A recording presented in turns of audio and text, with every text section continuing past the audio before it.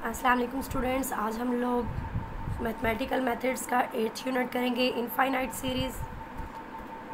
Series क्या होती है। सीरीज़ को जानने से पहले हम सीक्वेंस को देखेंगे कि सीक्वेंस क्या होता है। जब हमें सीक्वेंस की इन्फॉर्मेशन हो जाएगी फिर हम सीरीज़ की तरफ आएंगे। Sequence, if X be any non empty set a function F from n to x where n is natural number. n क्या है? नेचुरल नंबर क्या होते हैं? 1 2 3 सो ऑन। नेचुरल नंबर से किसी भी set, non empty set x should be non empty. Of course कि वो नेचुरल नंबर को मैप कर रहा है तो वो किसी सेट के ऊपर मैप करेगा। x should be non empty whose domain is the set of natural number. Domain means first set. Domain जो है वो क्या होगी? Natural number. Is called infinite sequence because के हमें n हमारा इन्फिनिट सेट है तो हम इन्फिनिट सेट को मैप कर रहे हैं तो ऑफ कोर्स जो हमारे पास आउटपुट आएगी वो भी इन्फिनिट ही आएगी। तो हम ऐसे सीक्वेंस को क्या कहेंगे? Infinite sequence. और अगर हम फर्स्ट सेट जो n है उसका कोई फाइनाइट टर्म्स ले लेते हैं, लाइक हम 1 to n तक ले लेते हैं, तो हमारे पास ऑफ कोर्स n मैपिंग्स ही आएंगी।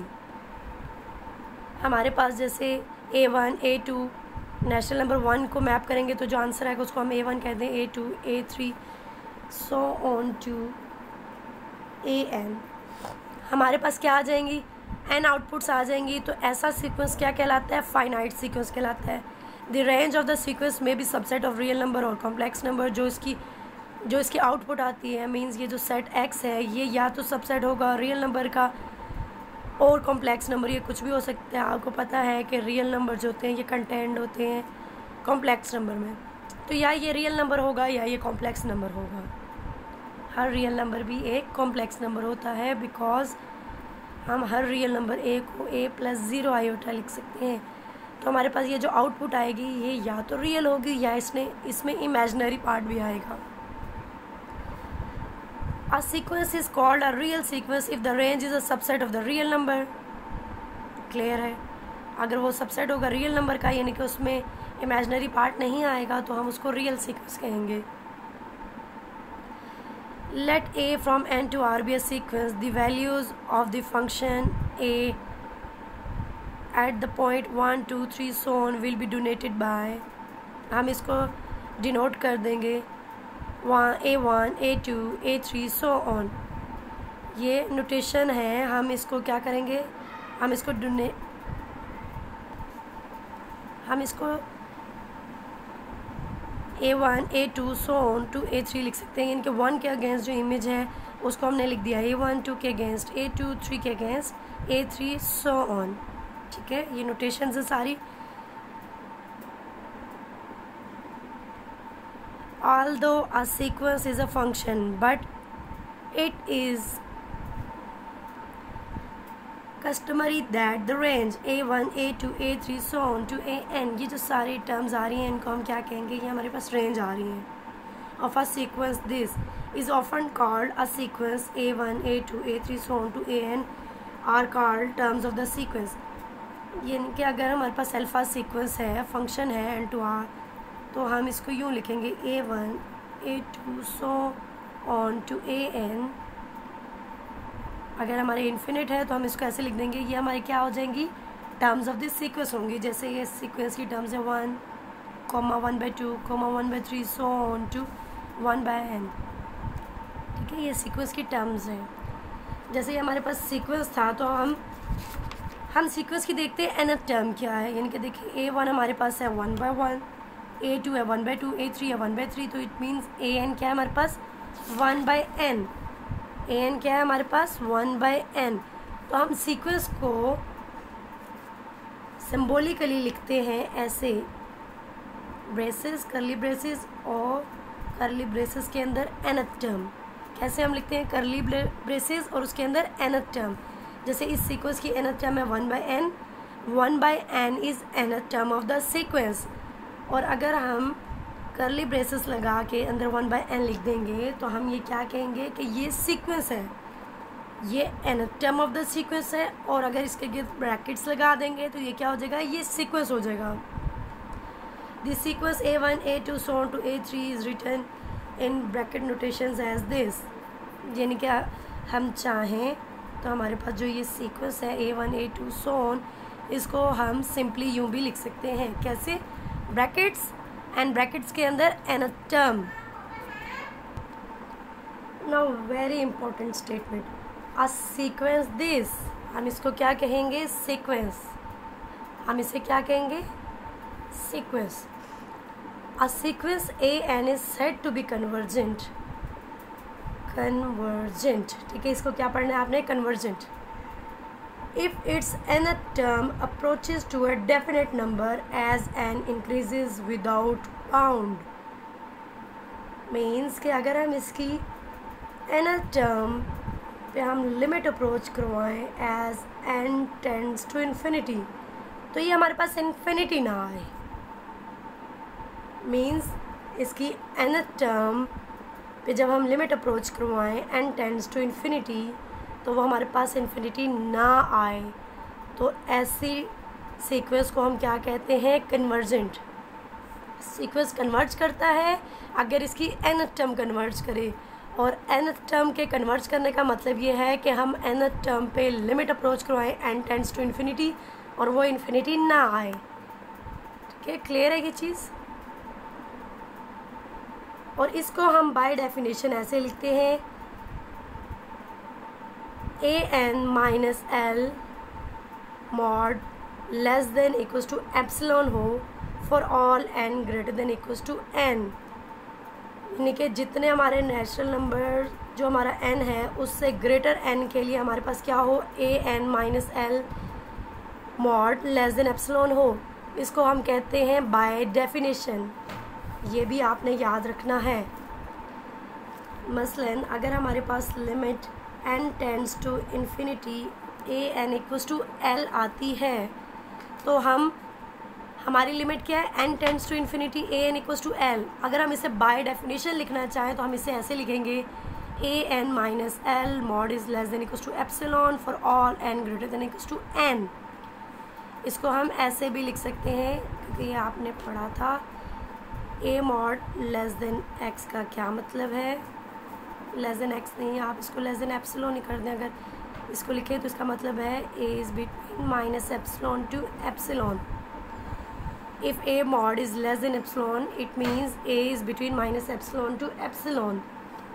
तो यहाँ पे भी है AN minus L mod is less than epsilon, तो AN minus L is between minus epsilon to epsilon. इस तरह से हम लिखेंगे A minus L is between minus epsilon to epsilon, और L दोनों साइड्स पे चला गया तो AN की ये लिमिट आ गई। इसका मतलब क्या है कि n greater than equals to n, इस n से बड़ी terms like n1 n+1 n+2 ये सारी इस इंटरवल के अंदर लाइज करती हैं। If a sequence this has limit L, अगर इस सीक्वेंस की लिमिट L है मीन्स n टर्म पे लिमिट अप्रोच कराए n टेंड्स टू इन्फिनिटी और वो L आए, we say that the sequence this converges to L, तो हम कहेंगे कि सीक्वेंस कन्वर्जेस टू L है। क्या हो? सीक्वेंस की लिमिट L हो। सीक्वेंस की लिमिट L होने का क्या मतलब है? nth टर्म पे लिमिट अप्रोच करवाएं और L आए, तो हम कहते हैं कि सीक्वेंस कन्वर्जेस टू L है। द सीक्वेंस इज कन्वर्जेंट, तो तब हमारा सीक्वेंस क्या होता है? Convergent and has the limit L। Symbolically हम इसे ऐसे लिखते हैं, ये मैंने आपको बता दिया है यहाँ पे भी।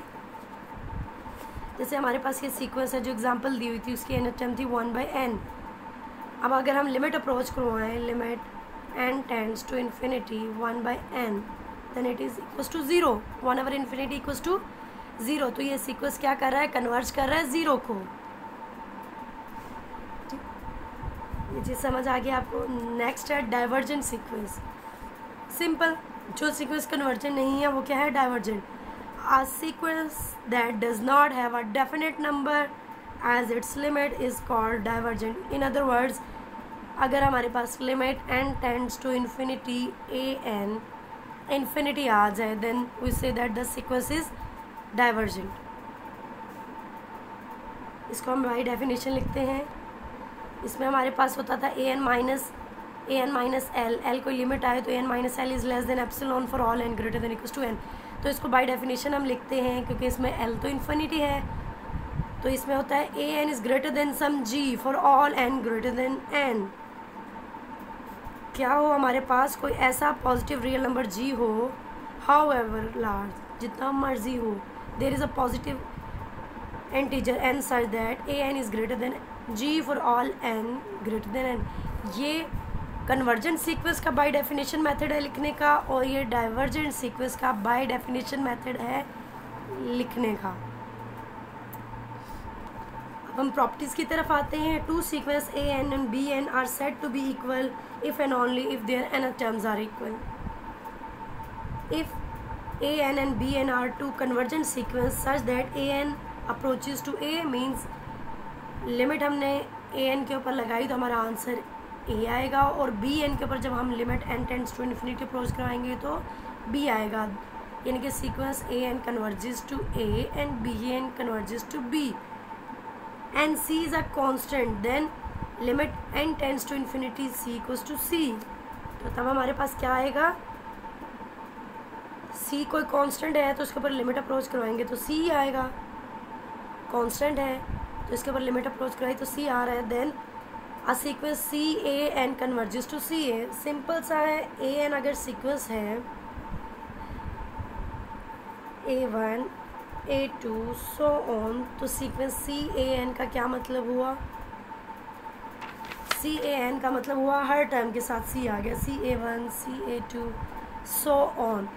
तो अगर सीक्वेंस कन्वर्ज कर रहा है ए एन ए को और सी कोई कांस्टेंट है तो सी ए एन सीक्वेंस कन्वर्ट करेगा सी ए, यानी कि जो लिमिट आई थी उसके साथ सी मल्टीप्लाई हो जाएगा। अब हमारे पास क्या होगा कि अगर हम इन सीक्वेंस का सम या डिफरेंस करें तो हम इनको ऐसे स्प्लिट कर सकते हैं, सेपरेट हो जाएंगी लिमिट, और हमारे पास क्या होगा, सम ऑफ सीक्वेंस की जो लिमिट होगी वो उनकी लिमिट के सम के इक्वल आएगी। क्या होगी, सम ऑफ सीक्वेंस की लिमिट हमारे पास इक्वल हो जाएगी लिमिट्स सम। पहले हम लिमिट लेंगे और फिर सम लेंगे, इसमें पहले सीक्वेंस का सम लेंगे और फिर लिमिट लेंगे, तो ये दोनों आपस में इक्वल आ जाएंगी। इसी तरह से प्रोडक्ट होगी एन टर्म्स की और उसके ऊपर लिमिट अप्रोच करवाएं तो वो इनके लिमिट्स के प्रोडक्ट के इक्वल है। इसी तरह से डिवीजन का भी है। ये इंपॉर्टेंट प्रॉपर्टीज़ हैं, ये आपने याद रखनी है। If A N B N and C N are sequences such that A N जो है वो बी एन से छोटा है, बी एन सी एन से छोटा है for all N, and if A N का लिमिट जो है ये एल है और ये इक्वल है सी एन की लिमिट के, देन बी एन की लिमिट भी एल आएगी। सैंडविच रूल है, ये लिमिट भी एल को अप्रोच करी है, ये लिमिट भी एल को अप्रोच कर रही है, तो डेफिनेटली बी एन भी एल को अप्रोच करेगा। Sandwich theorem. Let a n be a sequence that f is constant function defined on this such that f of n is equals to a n, then limit this is equals to limit x tends to infinity f of x। Means अगर हमारे पास कोई sequence है और f continuous function है defined on this, यानी कि जो हमारा सेट था हम कहते थे n to x, और x हमारे पास ये इंटरवल है 1 to infinity, और हम अगर ऐसे डिफ़ाइन कर दें, इस f को हम ऐसे डिफ़ाइन कर दें कि वो हर n को मैप कर रहा है ए एन। ये जो ए एन है ये टर्म्स ऑफ सीक्वेंस है, ये सीक्वेंस की टर्म्स हैं, तो हम limit n tends to infinity A N करें, या हम इस f ऑफ n को हम f ऑफ x कर दें और limit x tends to infinity कर दें, तो ये दोनों आपस में इक्वल होंगी। यहाँ पे x क्या है, ये कंटिन्यूस है, और यहाँ पे नेचुरल नंबर की टर्म्स हैं, दोनों में फ़र्क है, लेकिन क्या है, इनकी लिमिट्स आपस में इक्वल होंगी। A subset x of a real और complex number is said to be bounded. x हम कहेंगे बाउंडेड है if for some positive m तमाम x की जो टर्म्स हैं, तमाम जो टर्म्स हैं इस सेट x की, उनका मॉड लें तो less than equals to m हो। For all x belongs to x a sequence this is said to be bounded if and only if there is a positive number m such that sequence की तमाम terms का mod लें तो वो इस m से less है। बहुत सिंपल सी चीज़ है। मीन्स कोई भी हमारे पास सीक्वेंस है, लेट हमारे पास 1 2 3 है, तो अब ये सारे टर्म्स देखें, ये 3 से लेस हैं, 4 से भी लेस हैं, 5 से भी लेस है, यानी कि हमारे पास बाउंड है, उससे ये सारी टर्म्स लेस हैं, ये सारा सेट x उससे लेस है, तो हम ऐसे सेट को क्या कहते हैं, बाउंडेड। बाउंडेड क्या होती है, जिसका अपर बाउंड एग्जिस्ट करे। तो सीक्वेंस के केस में ये है कि जितनी भी टर्म्स हैं अगर ये नेगेटिव हैं तो हम इनका मॉड लेंगे, इनको पॉजिटिव करेंगे, और उसके बाद एक ऐसी टर्म या एक ऐसा नंबर एग्जिस्ट करे कि उसकी तमाम टर्म्स उससे छोटी हों। देखिए फॉर ऑल n, यानी कि सीक्वेंस की तमाम टर्म्स उससे छोटी हों तो हम क्या कहेंगे कि वो सीक्वेंस क्या है, बाउंडेड। फिर वो क्या होगा, ये सीक्वेंस क्या होगा, बाउंडेड। बहुत इंपॉर्टेंट थ्योरम है, ये आपने याद रखना है, MCQs के हवाले से भी बहुत इंपॉर्टेंट स्टेटमेंट है। A convergent sequence is bounded, a convergent sequence is bounded. Convergent sequence बच्चों कौन सा होता है, जिसकी nth टर्म कन्वर्ज करे, यानी कि nth टर्म पे हम लिमिट अप्रोच कराएं n टेंड्स टू इन्फिनिटी, तो हमारे पास क्या आ जाए, कोई n टेंड्स टू इन्फिनिटी हम an करें तो सम l आ जाए, l should not equals to infinity. तो ऐसे हम सीक्वेंस को क्या कहते हैं, वो क्या है, कन्वर्जेंट सीक्वेंस है। तो हमारे पास स्टेटमेंट है a convergent sequence is bounded, हर कन्वर्जेंट सीक्वेंस बाउंडेड होता है। सेकंड बहुत important statement, an unbounded sequence is divergent, यानी कि जो कन्वर्जेंट सीक्वेंस होता है वो बाउंडेड होता है। क्या है, कन्वर्जेंट सीक्वेंस हमेशा बाउंडेड होता है, और जो अनबाउंडेड सीक्वेंस होता है वो डाइवर्जेंट होता है। अनबाउंडेड सीक्वेंस क्या होता है, डाइवर्जेंट होता है। ये दोनों स्टेटमेंट्स आपने याद रखनी है। Now definition monotonic sequence, an sequence A N is said to be non decreasing. Non decreasing का क्या मतलब है, इंक्रीज नहीं हो रही, इक्वल हो सकती है। नॉन डिक्रीजिंग का क्या मतलब है, इंक्रीज नहीं हो रही, इक्वल हो सकती है। इसका क्या मतलब है कि नॉन डिक्रीजिंग के हर अगली टर्म पिछली टर्म से या तो बड़ी है या उसके बराबर है। नॉन डिक्रीजिंग है यानी कि डिक्रीज नहीं हो रही। हमारे पास क्या है, नॉन डिक्रीजिंग का क्या मतलब है, डिक्रीज नहीं हो रही, कम नहीं हो रही, यानी कि यूँ है लाइक अगर हमारे पास कुछ सीक्वेंस यूँ है 1 2 3, लेट्स सपोज अगेन 3 आ गया, सो ऑन। हर अगली टर्म पिछली टर्म से या बड़ी है या उसके बराबर है। क्या है, हर अगली टर्म पिछली टर्म से बड़ी है या बराबर है। तो ऐसे को हम क्या कहते हैं, ऐसे सीक्वेंस को नॉन डिक्रीजिंग, यानी कि बस डिक्रीज ना करे, अगली टर्म पिछली टर्म से छोटी ना हो। Non increasing, non increasing means अगली टर्म पिछली टर्म से बड़ी ना हो, छोटी हो सकती है, बराबर हो सकती है। मीन्स ये ऐसे होगा n minus 1 so on to 3.2 2 चाहे 2 बार आ जाए, इक्वल आ सकती है। अब देखिए हर अगली टर्म पिछली टर्म से बड़ी नहीं है, n minus 1 n से छोटा है, और सो ऑन 2 3 से छोटा है, 2 2 के बराबर है, यानी कि हर अगली टर्म पिछली टर्म से बड़ी नहीं है। नॉन इंक्रीजिंग का क्या मतलब है, बड़ी ना हो। नॉन डिक्रीजिंग का क्या मतलब था, छोटी ना हो, अगली टर्म पिछली टर्म से छोटी ना हो। और इसमें क्या है, ये देखें an+1 यानी अगली टर्म है वो पिछली टर्म से बड़ी ना हो। बड़ी ना होने का क्या मतलब है, या वो लेस हो या इक्वल हो। स्ट्रिक्टली इंक्रीजिंग, स्ट्रिक्टली इंक्रीजिंग का मतलब है कि इक्वल ना हो, हर अगली टर्म पिछली टर्म से बड़ी हो। स्ट्रिक्टली डिक्रीजिंग, हर अगली टर्म पिछली टर्म से छोटी हो, बराबर भी ना हो। All such sequences are called monotonic, all such sequences are called monotonic. If a differentiable function f defined on this, differentiable function है defined on the interval this is such that f of n is equals to a n, then this is increasing or decreasing according as f is increasing or decreasing. Simple सी बात है, f अगर differentiable function है, differentiable function means इसका derivative जो है वो भी ओपन लिमिट 1 टू इन्फिनिटी के ऊपर एग्जिस्ट करे, कंटिन्यूस भी हो और एग्जिस्ट भी करे।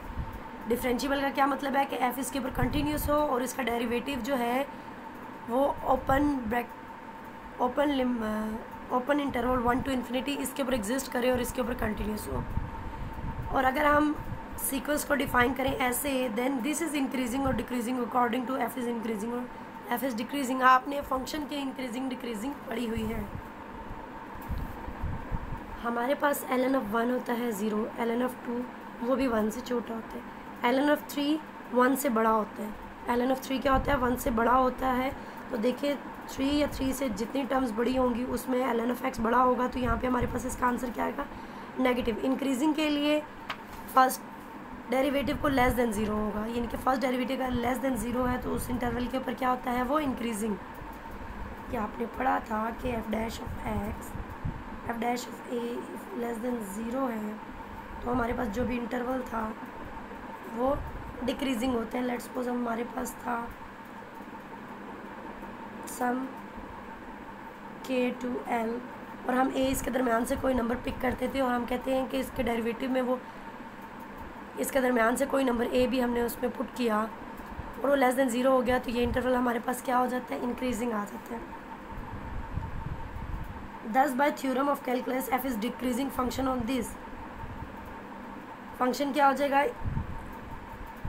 3 to पॉजिटिव इन्फिनिटी इसके अंदर, क्योंकि वो लेस देन 0 है तो क्या हो जाएगा? डिक्रीजिंग हो गया। 3 to इन्फिनिटी के दरमियान ये क्या हो जाएगा? डिक्रीजिंग। और हमारे पास जो बाकी रिमेनिंग इंटरवल रह गया, रिमेनिंग इंटरवल हमारे पास क्या रह गया था? 1 to 3 इंटरवल, इसके दरमियान में इंक्रीजिंग हो जाएगा।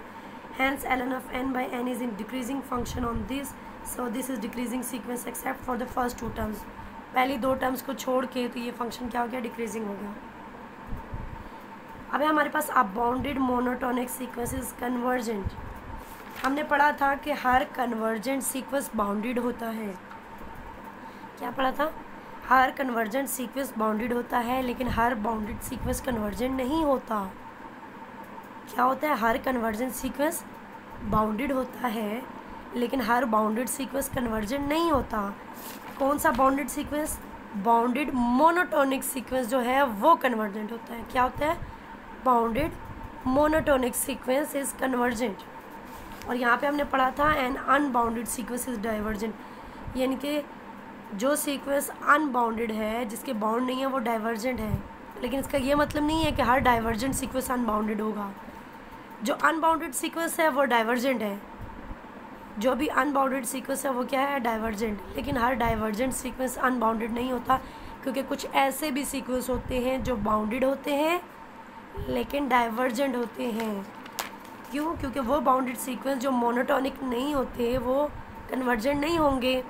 अबाउंडेड मोनोटोनिक सीक्वेंस इज कन्वर्जेंट। इस इम्पॉर्टेंट थ्योरम को आपने याद रखना है MCQ के पॉइंट से।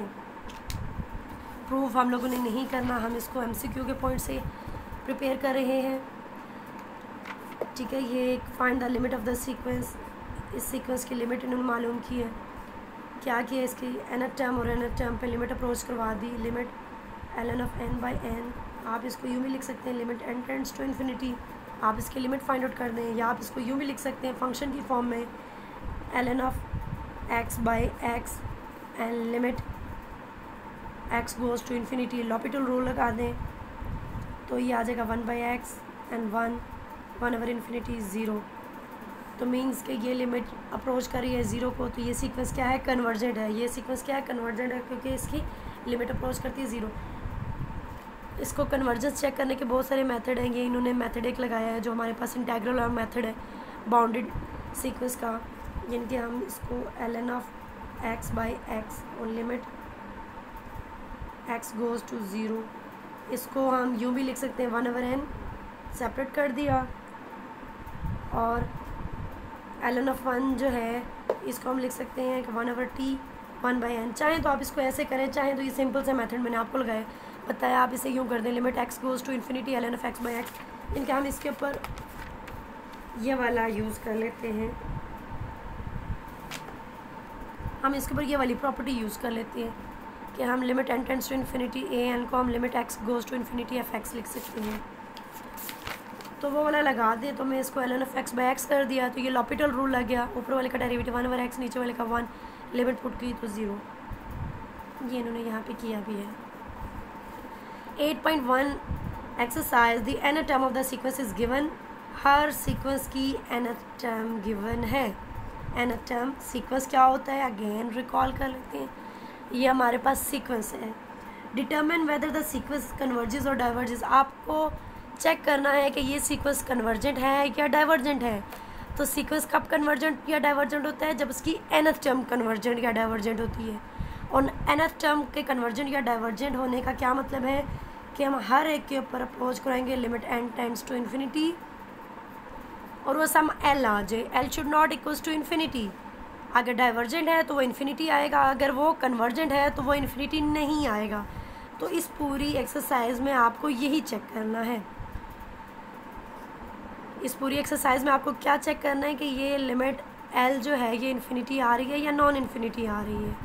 ठीक, तो आपने इसको MCQ के पॉइंट से प्रिपेयर करना है, तो आपको ये क्वेश्चन सॉल्व करने की ज़रूरत नहीं। आप चाहें तो कुछ क्वेश्चंस को आप ट्राई कर सकते हैं लिमिट के हिसाब से। आपने लिमिट्स जो हैं ये सेकेंड ईयर में सीखी हुई हैं।